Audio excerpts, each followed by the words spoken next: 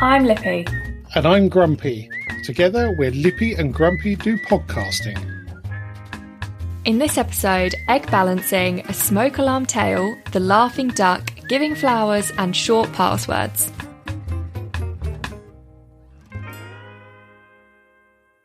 Now, Lippy, we've got a lot to get through this week. Yes. Nevertheless, you have a piece of very exciting news. Very exciting news. So I think I said last week we were going to see a house that we absolutely loved from the pictures. And we got there and it needs a little bit of work, but in like a nice way, in like a make it your own kind of way. So we put an offer in and it got accepted. That's fantastic news. Well done. I bet you're... So excited. I can see you're excited. Yeah. I don't need to bet. I can see it. So excited. And we also had it we also offered on the condition that they cancelled all further viewings and took it off the market. So no chance of someone else offering. That is superb news. Super excited. News. Now we have a lot of money to pay. Yes, that's the only thing. Yes, you're just shoveling cash out the door at a phenomenal rate. Yeah. So is there much of an onward chain? There's a mix. It's a bit... Because at the moment, you aren't allowed to view a house unless you have an offer on the property you're selling. Oh, I didn't know that. Yeah, because of a number of things. They don't want people time wasting or viewing houses for the sake of it. So you have to prove that you've got an offer before you can start viewing places. Okay. So they've only been able to start their search now that they've accepted our offer. But they have also said... Because obviously the stamp duty is still, it's not free for us, but it's reduced until the 30th of June, that if needs be, and we are looking like we will be done before the 30th of June, that they would move into their parents' house so that we could exchange fully and have the keys and everything. So we just got to see how it goes, to be honest. Excellent. Hopefully we'll be in the next few months. Excellent. Well, I'm sure you'll keep our loyal listeners up to date with Honey P. With the news. I've saved all the links to all the furniture we're buying. I know what paint we're getting. It only happened on Friday, so trade Magnolia is the only colour you need. No, white is the new Magnolia. No, it is. No, white's a big mistake. Magnolia, perfect. No, I don't like Magnolia because I want a forest. Behind you? I want a forest green. Well, this isn't my house, is it? So that's true. I want a forest green feature fireplace. We've got it isn't a fireplace, but we have the chimney. So I'm going to paint that forest green, but that wouldn't look right next to Magnolia. It needs to be next to white. Or like off-white, not like white. Like you can get different variants of white. Creamy white or Magnolia, as it's known as. No, like a blacky white. So it's white tinted with black so that it darkens the white. You'll learn. When you see how much it is per litre, you'll learn. Well, you should speak to Mother then, because she's trying to get me to buy Farron and Ball paint to do the whole house. I was like, no, thank you. You know why? Because I say no. Yeah. And convinced her that actually Wickes Trade Magnolia is a much better proposition. Anyway, moving on. So we've had an email, as ever, from Davros. Yes. He was quite taken with the egg balancing and raises an interesting question. If you can balance an egg, and we'll come on to that in a very short period of time, will it balance at the vernal equinox in the autumn, about 22nd September as well? So for those who perhaps didn't listen to last week's podcast episode, Lippy decided that she'd taken a sudden interest in the stars, particularly the spring equinox. And one of the things that she'd found is that you can balance an egg on its bottom on the spring equinox. So at 9:37 on Saturday, we attempted this, and we put a little video up on various social media, and I'll add it to YouTube as well, and on our website. And although this is a bit of a spoiler, it didn't work very well, did it? No, I think I came to the conclusion that if it was going to work, it was because of the egg, not because of the time of year. Because you could get an egg with a flatter bottom, in which case it may stand. You could if you looked, yes. Well, you could have done, but I think the object of the exercise was to prove whether it was complete bunkum or not, and it is complete bunkum. It was. It had nothing to do with the spring equinox. No. Well, yes. So you could do it all year round with the right shaped egg. Yes. So autumn equinox, I suspect, probably the same. Or unless, because it's the autumn one, it's the other way round, you can balance the egg on the top. I would have thought, and this is pure guesswork, but I would have thought it's probably the solstice where the sun is furthest away or closest to us would be the one to do. So maybe we should try it in June. Maybe. We'll give it another go. Mind you, it'll be after the 21st of June, so we'll all be out partying, so that's not going to happen. Yeah. Davros, whose driving's not his favourite activity, let's put it that way. And I suspect it's the little wheels on his little trolley that he moves around in, for those that Doctor Who fans probably get caught in all sorts of potholes and things like this. So he's not too keen at waving at other drivers. No. There are exceptions, though, and it was a horse box that had been driving quite slowly and pulled over. And he claims this never ever happens. Well, we'll not get into that discussion. No. Yeah, particularly with a daughter who's into horses. But let's leave that. So he did give them a wave and a little bit of a toot. So so it has happened. Not I know a you toot. shouldn't. No, he said Oh he no, it didn't wasn't. Sorry, toot. no, he didn't toot. He No, did you're his right. little indicators. He did the indicator. Yes. I beg your pardon, Davros. Don't Please toot at don't a horse exterminate box. me. No, I was just thinking that. That's not right. But no, he didn't toot. I misread oot rather than toot. Ah. And he's going to be trying the Alexa eavesdropping. Yes. So see if he can Yes. can get a brass instrument for his birthday. And he reminded me that Chris Barber, who was a phenomenal trombone player, passed away earlier in March, which I hadn't spotted. I was fortunate enough to see him at an outdoor jazz festival at Rochester Castle many years ago. That sounds cool. With Kenny Ball, who I'm convinced did have a wig on. It was an awful lot of hair. If you've seen National Lampoon's Christmas Vacation, when the uncle turns up with the wig on, he looks a little bit like that. I think it catches fire in the film, but so sad to hear about that. But again, ripe old age, life well lived. And whilst we're talking about people passing away, of course, Sabine Schmitz passed away, who's known for Top Gear. Yes. And Johnny Dumfries, an ex-Formula One driver. So it's been a pretty grotty few weeks for various people going. So let's hope for happier times. Anyway, I was sent an amusing story by somebody we can refer to as Mr. T. I hope it's not Mr. T from the A-Team, because he's quite muscly and quite angry most of the time, I think. So let's hope it's not him. So this was following on from our chat about smoke alarms last week. And, Yes. his story goes, many years ago when my son was about 9 months old, we went to Ireland to see family.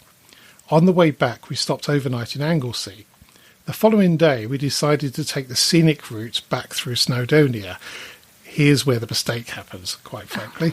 After half an hour after turning off the fast route, he decided to start screaming. We could do nothing to placate him until he nodded off about 10 minutes from home. Now, we did have a similar episode driving back from Derby once. And it's just as you're driving like a lunatic trying to get home, because your child's obviously quite distressed about something. You're quite distressed because there is so much screaming noise in the car. And so inevitably, just as you get to the outskirts of your hometown, it stops.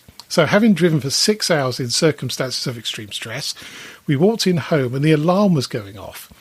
I couldn't turn it off as one would expect, and despite Mrs. T telling me it was a smoke alarm, I ploughed on regardless.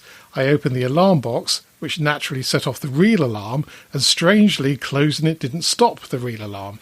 The only thing to do was to cut the wires around the box, which I probably did. The alarm kept going. It's now 11 p.m. and we're disturbing basically the whole of the town.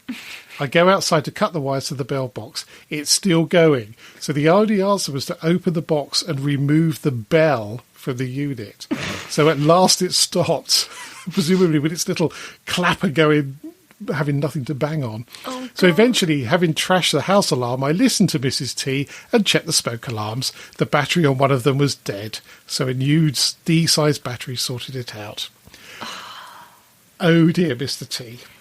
I feel cutting wires is a drastic move. Well, the problem is, at that time of night, you're tired from having had quite a stressful journey. You just want the thing to shut up. You think it's the best thing.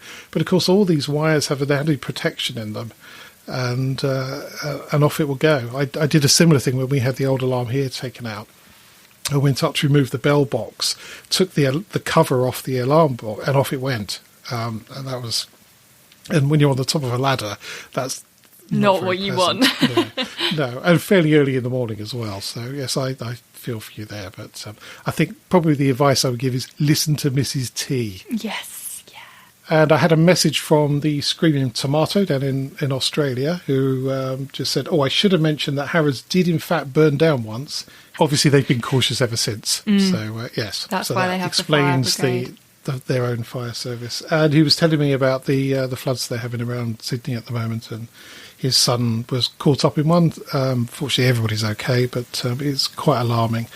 They were talking about some monstrous rise in level of the rivers, which doesn't seem to have quite happened. So it's a little bit less than they were fearing, but it's still pretty horrible. So our thoughts go out to you all in Australia who are suffering at the moment. So I had an interesting email from a friend of mine with a little app called Zoom Escaper. You needed that today. I did, yeah, probably did actually. And it's a simple tool to help you escape Zoom meetings and other video conferencing scenarios, or nightmares as we tend to call them. It allows you to self-sabotage, that's not an easy word to say, is it? It's not. Your audio stream, making your presence unbearable to others. The irony is the person that sent it to me is pretty unbearable on a Zoom conference anyway, so it doesn't really need it. But apparently there's all sorts you can do. You can slow down the internet so you're just jittering all the time and apply some static to your voice and all sorts. So presumably people just don't invite you anymore. Yeah. So, just ask you to leave. Please leave until it's sorted. Fortunately, it doesn't work on Squadcast. So you're hearing us as we are. One other thing from this week is a video sent by Wife of Grumpy today with a duck quacking that sounds like it's laughing. Now, like it's hysterically laughing. It's hysterically. Now, due to our incompetence, we can't play it as we're recording, but I'm going to play it now.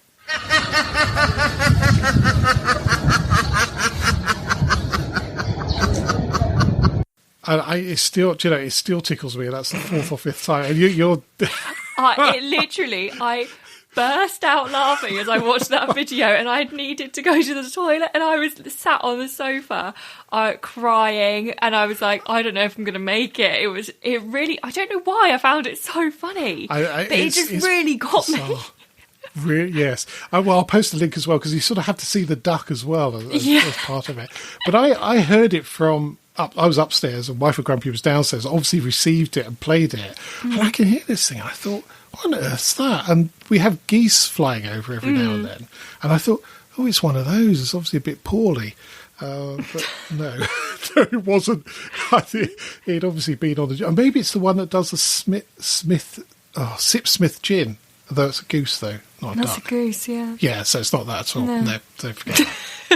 So I suppose with all the house excitement, there's no other news from your end of the microphone? No, not really. I mean, I forgot to put my name on when I logged on, and it's named me Self-Disciplined Speaker, which is probably the first time I've ever been called that. Right, so it's clearly a lie. I am not self-disciplined when it comes to speaking. Hence the name Lippy. Yes, very, very true, yes. Well, I had a fairly quiet weekend. We went and had jabs over in Crawley, and I didn't do anything. I did a bit of work in the afternoon, that's right. And then Sunday we were a little bit achy and a little bit tired, so we took it very easy and watched lots of films. Yeah. We did some from the 80s, which were absolutely cracking. It was, well, we sort of planned to do that anyway, not planned to do anything. So, if we were able to do stuff. But, that's all sort of cleared up now. So, but it was quite a quiet weekend. Although I have finally managed to find the right size bulb for the ashtray on the Mazda. So I'm quite pleased. That's taken a couple of weeks to work that one out. What's worrying me is when I was searching for it, lots of people saying, oh no, it's really distracting, I just took it out. So I put it in and I have to remove it again. So really distracting? Well, for some unknown reason, it lights up the ashtray. And I can only imagine it's a 1991 car. So to help you put your presumably, cigarette in it. Maybe. well, possibly, but I thought it'd be a nice green glow from the centre of the car. So, and it makes it original, which is quite important on this car. Yes. So we'll wait and see. But I think weather dependent, we'll have a bit of fun with the other window this weekend. That one may take a bit longer. This one should be easier, to be honest, because I can actually wind the window down far enough to get at the bolts to get the glass out, which the other one was a bit tricky. Okay. So that does make a difference. But you're glazing over now, so I'm going to stop talking about cars. Famous last words. Should be easy. So you had an interesting topic for this week. I did. Well, I don't know. It just popped into my brain. And you messaged me saying, "Oh, have you got anything that maybe we could use as a topic to chat about?" And this honestly was the first thing that came into my head is giving flowers a bit morbid?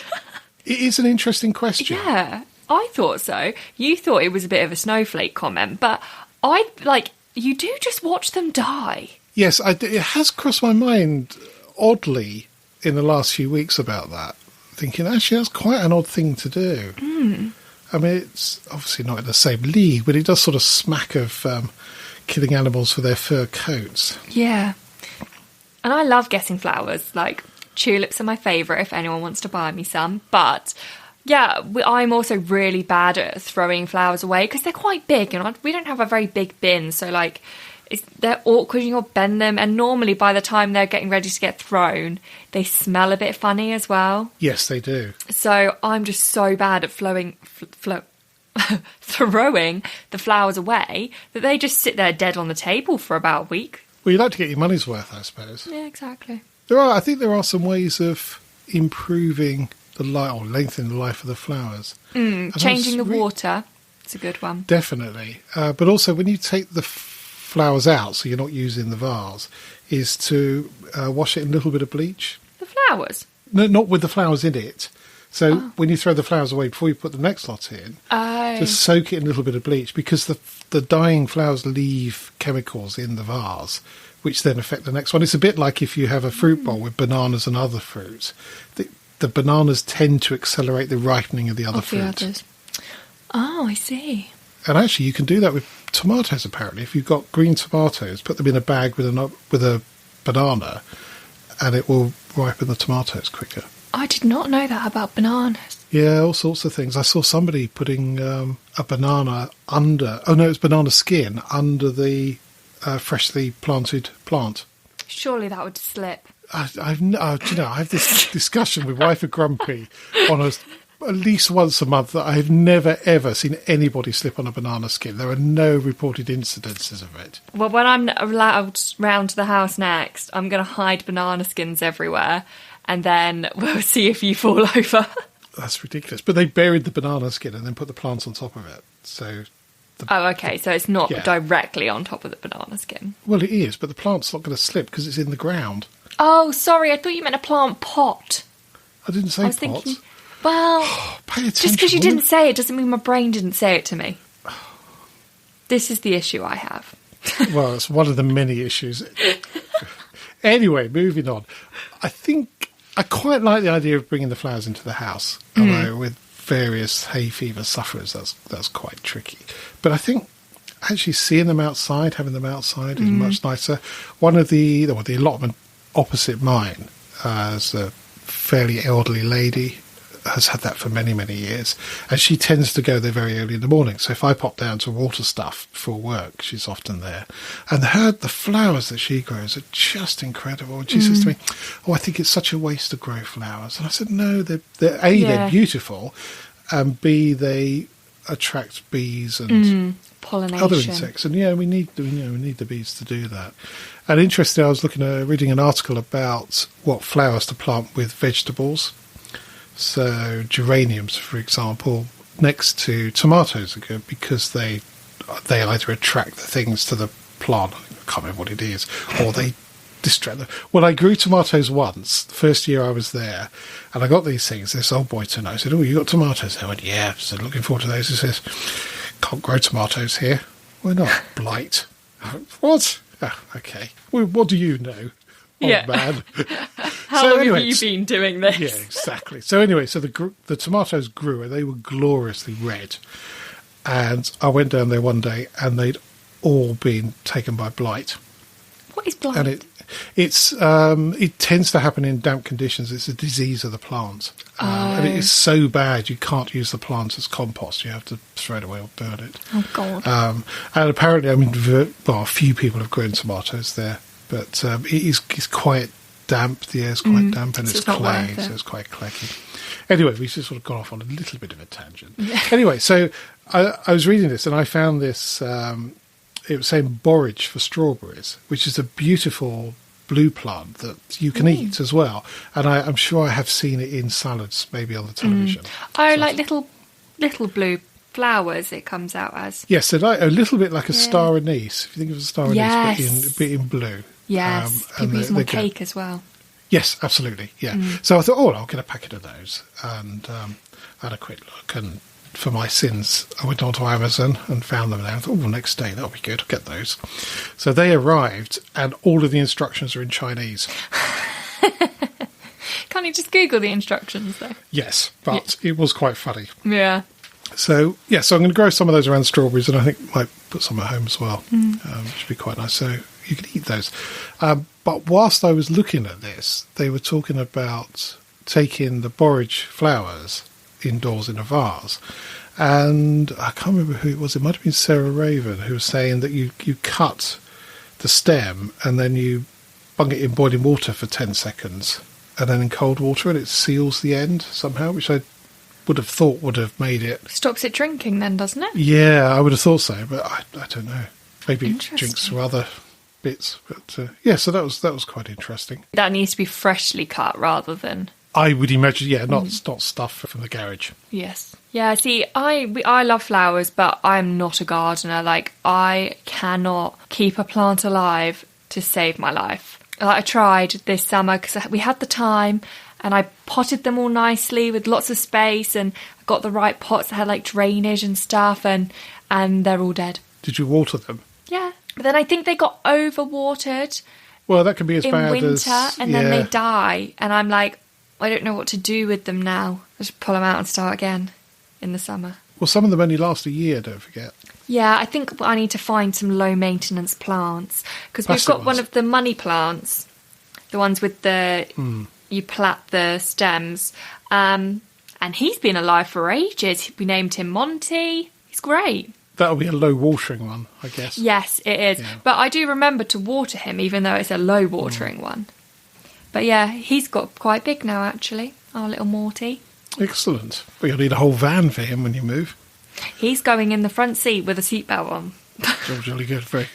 Along with our blue... Actually, the only other thing that we've been able to keep alive is our blueberry plant. And this will be the third year we've had it. Oh, no, it can't be. Or it'll be the third time it produces blueberries, but he started blooming his little flowers already. You can see them starting coming through.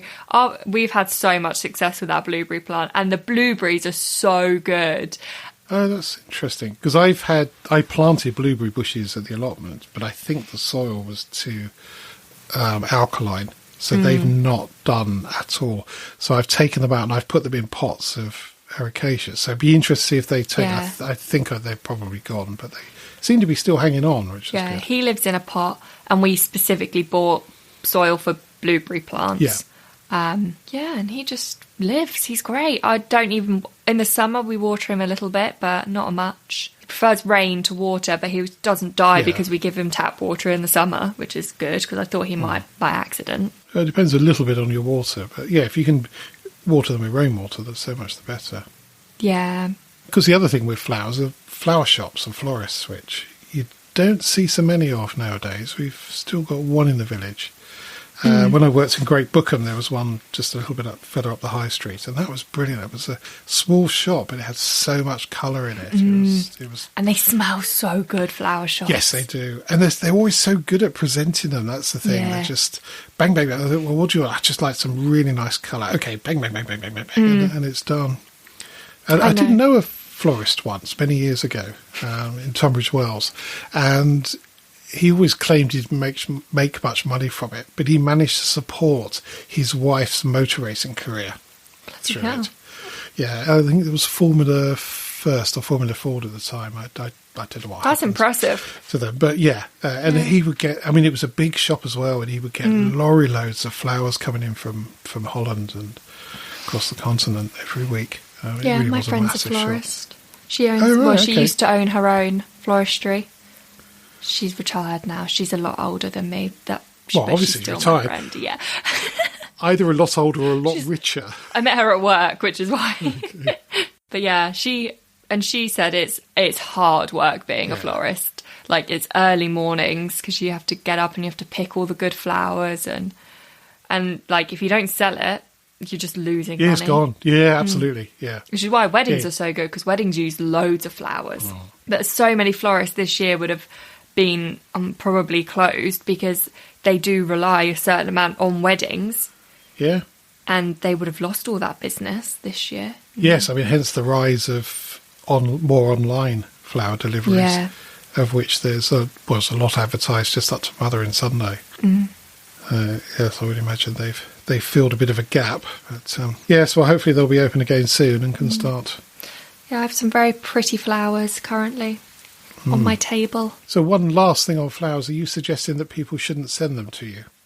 No, I love flowers and I would like them, but it was just a thought that crossed my mind in the moment that was like, it's a little bit morbid because you do. Yes. I think because my flowers, although they look lovely, I had to replace the water because they started to droop and now they've picked up again. And I was thinking, they're going to die if I don't do something in a second. Yes, quite, yes. So maybe it's more of a looking after thing than anything else. Anyway, I want to talk about something a bit different. I'll talk about passwords, which is always a bit of a beef of mine. And we have certain members of our family use absolutely dreadfully short passwords, and for every website imaginable. So it has been a bit of an uphill struggle, to be honest. And interestingly, one of the attacks that can take place is a brute force attack. So where a hacker will have a bit of a script or piece of software that will just constantly try different combinations of letters or words and numbers and what have you.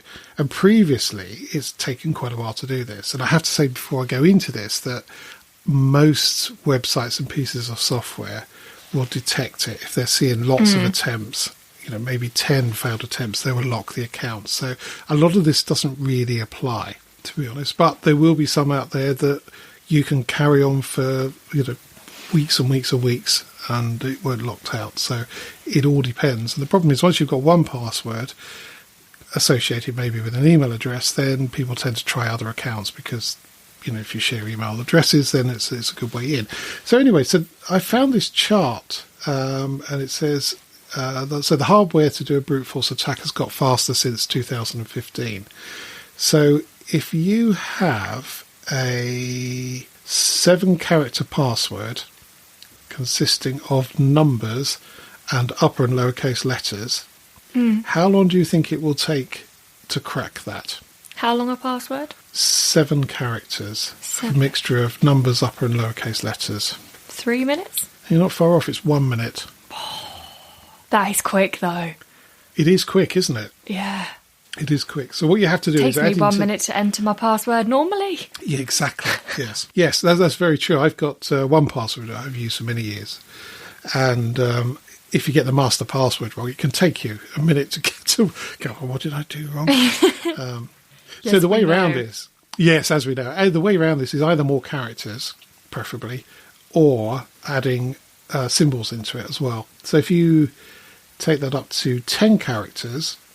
and add symbols in as well as numbers and upper and lowercase letters, then we're at 5 years. That's interesting. It is interesting. Yeah. I mean, obviously, I don't know how they calculate this, because it could be the first one they try.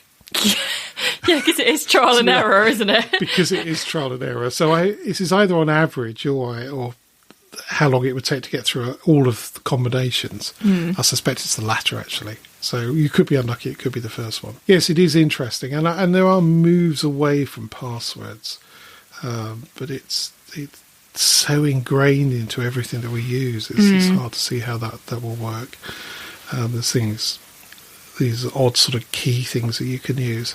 And obviously adding two-factor authentication where you can is much better, because if somebody wants to get in, they've got to have your phone as well. Or a lot of token. like all my banking apps have that now, where they send you a text with a code and you enter the code. And a lot of other things do that now as well still. Yes, they do. Well, I always try and turn it on where I can. So and there's a app on the phone. I've got one called Authy, and there's several of them where you scan in a QR code, and that sets something up, and then you verify you've got the right thing, and then every now and then you're asked for I think it's a 6-digit code that has a time expiry of something like 30 seconds.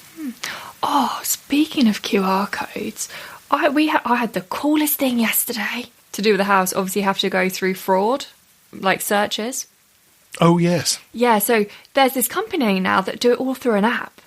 So you click on it, they give you your code, enter your code. I always do passport because you're more likely to be approved when it's your passport. Yes. Yeah. So I don't know why, but it is. So you take a picture of the passport and then you place your phone on top of your closed passport, and it scans the thing that it obviously scans when you're in the airport and you go through the self-service doors. So it scans that and then it brings up your passport picture, like the name you have on your passport. I was so impressed that my phone could do that. It's called NFC, or near field communication. Yeah. And if you look in the passport, I think there's a little loop you can see somewhere, which is so it's inert basically and has information in it. So your phone acts as that, and there's a lot you can do with that sort of stuff. So you can have little discs on your front door just inside, so as you come in you could tap your phone against that, and that would then maybe turn the music on or do this, that and the other. There's all sorts of automation you can do with it. It's a really interesting technology. And yeah, so it's a similar sort of thing, but what a great use of it. Yeah, it made my day, literally. Yeah, because I remember last year when we did the fraud process, it was so much information I had to fill out, and just typing my passport number just annoys me because I'm like, it takes so long. So yeah, it took me 5 minutes. I really enjoyed it. Yeah, so when we've been skiing, the lift passes, they use the same technology. So you can actually read what's on the card, which is quite interesting. Normally it's a number, which then gets validated against whether or not you've paid for that day. But there's all sorts of things you can do with that. But worryingly, though, if you had some sort of app on there and you put it on somebody else's passport, have you now sucked up all those details? I don't know. Oh, presumably not, actually. Presumably there's a code in there, same as the ski pass, actually. There's a code which then the fraud people's app uses to go back to the passport company. Yeah, must be. Passport office. Yeah. Yeah, it must be that. Passport company. Yeah, sorry, there was a episode of Hustle building in my mind there, where you did something pretty atrocious with other people's passports, but no, not to be. And then once I'd sent it off, I now can't re-access it. Oh, interesting. It's all gone now. Yeah. Oh, okay. Yeah, well, that's good. Anyway, have you got a top tip for this week? I do. Is it from the Lippy Brain? It's from the Lippy Brain. Oh, fantastic. Because it made me laugh. If anyone listens to this who I'm meant to be seeing in the next few months, don't take anything personally. It just came into my head and I thought it was really funny. But obviously, we start, as of next week, I think it is, you can meet up outside of group 6 and then you can meet other people. But there is still people we don't really want to see. But, they're part of the friendship group, so you're going to have to see them at some point. And it's actually been quite a nice year to not be social for some people. Obviously, some people love being really social, but I like to stay at home in my comfies and do absolutely nothing at the same time as seeing people sometimes. So my top tip is that if you have to see someone that you don't particularly get on with, or you just don't merge, gel, that's the one, turn it into a drinking game. Pick something about what they say, or that's maybe slightly annoys you, or that they say a lot, and then every time they do that, drink. You might be annoyed, but at least you'll be drunk. Do you think they might spot it, though? No, probably not. Really? Depends. It depends what you pick to drink to. seem to remember doing that with a friend of ours that had watched too much Peaky Blinders. Yes. But he didn't apparently- notice, I don't think. No, he did. He'd been given the tip-off, which is why we were slightly pie-eyed by the end of the evening, and he was none the wiser. He'd actually managed to pull that off, which is amazing for the most gullible man alive. I quite like that. I have to say, the prospect of going out and all of a sudden everything going on is quite overwhelming. Yeah. I have to say, I don't think I can... I think I need to do it slowly. Yeah, think definitely. A gradual release from lockdown is probably The best way, anyway. probably the best thing. Yeah, I'm seeing some friends on the Easter weekend, and we're going to a park, and we're going to have a little catch-up. But in my head now, that's April done. I'm not seeing anyone else. I'm good. That's my socialness for the April. One a month. One a month. Absolutely fine. We've just signed up for a mile of minis in Oxford on the 23rd of May. And we thought we might stay over in Oxford somewhere. But, of course, the hotel's only open on the 17th at the moment, so it's a bit brinkmanship. That is a bit... So we might be sleeping in the back of a mini. I don't think you could do that. Don't think that's going to happen, to be honest. You can't even put the seat all the way back. But Take the trailer. so One of you in the trailer. yeah, that's true. I might have taken the tow bar off the mini. I was going to sell the trailer last year and then didn't because of... And I might turn it into a garden seat, but that's another story. That's a completely different story. So, yes, drinking games are always quite good fun. I noticed there was one for Line of Duty, which started again on Sunday. Various sayings that go on. We're sucking diesel or supping diesel. I think it was one of them, which I don't think I ever heard. But it was great. I had a look on Twitter on Monday morning, and there's so many theories on there that it's just make your head explode, where people have really overthought it. But what brilliant! I mean, it's some people don't like it, but it's a great ecosystem of overthinking. People get so excited about their theories as well. They're like, it's definitely right. Definitely right, yes. I mean, there was two that sprung to mind. One was a set of golf clubs in the back of shot in one of the policeman's offices. People going, he's the caddy, because that was a character from, I think, first series. And the other one was apparently when Steve Arnott's meeting Kate, he's parked in his car outside the police gates and he flashed his lights 4 times, and that's the Morse code for H, which of course is the evil mastermind between the organised crime group. So I can't believe it's good old Steve Arnott. He can't be H, surely. It's not possible. Wouldn't make sense. But it's great having it week by week and not being able to binge it. Yeah, definitely. It's the excitement again, I think. With being able to watch so much instantly, it kind of takes away the whole build up of I wonder what's going to happen, and the possibility of theories, because people watch it all in one go and then ruin it for everyone else by posting that's wrong, this is what happens. Absolutely. And yeah, they're great. And then you combine that with what was on Twitter as well, and it's you can stretch it out to a week. Yeah, definitely. Anyway, I've got a fun fact. Yes. Well, I think it's a fun fact anyway. We'll see. So a couple of weeks ago I talked about a map that showed the most common export from different countries, not companies, countries. So it's from the same place as that. It's from visualcapitalist.com. So it talks about a map of the world. So what we would associate normally is a sort of a flattened globe on there. And what it does is it takes the map as we know it, and that dates to 1569, so it's been around a long, long while. And then it reduces the size of the countries to their actual size. So in 1569, so the great cartographer, as he's known as, Mercator, so he basically unwrapped the Earth. So a bit like unwrapping a Terry's chocolate orange, if you think of that. So his plan was to make nautical navigation very easy. So lines of longitude and latitude would be straight, basically. In order to do that, he had to fill in the gaps. So if you imagine you're taking a country from particularly those towards the North and the South Pole, it's going to expand greatly by the time you get it on the page. to the point where you look at a map and Russia and Canada take up about 25% of the Earth, whereas in reality it's only 5%. Oh. So they're grossly oversized on what we would associate with a map. But it's incredible that we've been using that same map since 1569. I mean, it is astonishing. And Russia is tiny compared to what you see on a map. That is really interesting, actually. It is, and I'll put the link on there. And the visual change is quite remarkable. It's very good. Obviously, closer to the equator, there's less change.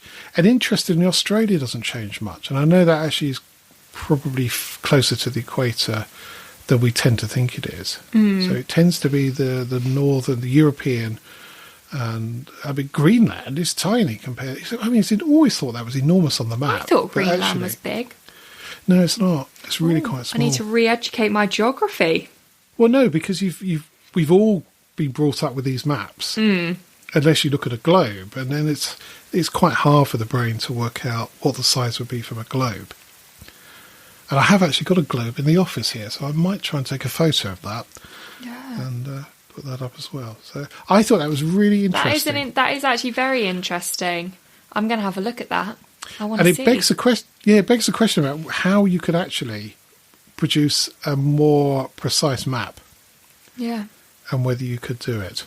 But then you would lose the longitude and latitude being straight. Yeah, it would have to be like curved, like a smiley face. Yeah. Yes, absolutely, which was possibly a bit much in 1569, but yeah. You would imagine we could cope with it now. That's it for this podcast. Thank you so much for listening. You can help spread Lippy and Grumpy's view on life by leaving a review on your favourite podcast platform. If you're not sure how to leave a review, or if you download from Spotify, there's some help at lippyandgrumpy.uk/review. And if you would like to get in touch, email podcast@lippyandgrumpy.uk. So it's goodbye from me. And goodbye from him. Goodbye.